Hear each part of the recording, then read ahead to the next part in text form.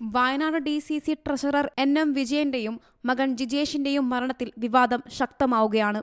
സുൽത്താൻ ബത്തേരി സ്വദേശിയായ പീറ്ററിൽ നിന്ന് മകന് ജോലി നൽകാമെന്ന വ്യവസ്ഥയിൽ അന്നത്തെ DCC പ്രസിഡന്റ് IC ബാലകൃഷ്ണനു വേണ്ടി 30 ലക്ഷം രൂപ കോഴ വാങ്ങിയതാണ് ഉയരുന്ന ആരോപണം. വിജയൻ ഇടനിലക്കാരനായ നിയമനക്കോഴ സംബന്ധിച്ച കൂടുതൽ വിവരങ്ങൾ പുറത്തുവന്നിരുന്നു. വിജയൻ രണ്ടാം കക്ഷിയായാണ് കരാർ ഒപ്പിട്ടിരിക്കുന്നത്. വിഷയത്തിൽ IC ബാലകൃഷ്ണൻ MLA സ്ഥാനം രാജിവെക്കണമെന്നും സമഗ്ര അന്വേഷണം വേണമെന്നും ആവശ്യപ്പെട്ട് ബത്തേരിയിലെ MLA ഓഫീസിലേക്ക് നാളെ മാർച്ച് നടത്താനാണ് CPM തീരുമാനം.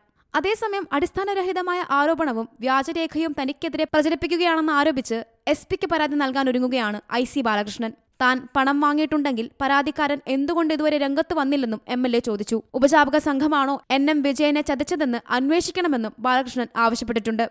വിഷയത്തിൽ സാമ്പത്തിക ഇടപാടുകൾ സംബന്ധിച്ച ആരോപണങ്ങളും പോലീസ് അന്വേഷിക്കും. തെളിവുകൾ ലഭിച്ചാൽ ചോദ്യം ചെയ്യുമെന്നും പോലീസ് വ്യക്തമാക്കിയിട്ടുണ്ട്. C Malayalam news, Wayanad. ഏറ്റവും പുതിയ വാർത്തകളും വിശേഷങ്ങളും വിരൽത്തുമ്പിലറിയാൻ സി മലയാളം ന്യൂസ് എല്ലാ ഡിജിറ്റൽ പ്ലാറ്റ്ഫോമുകളിലും ലഭ്യം.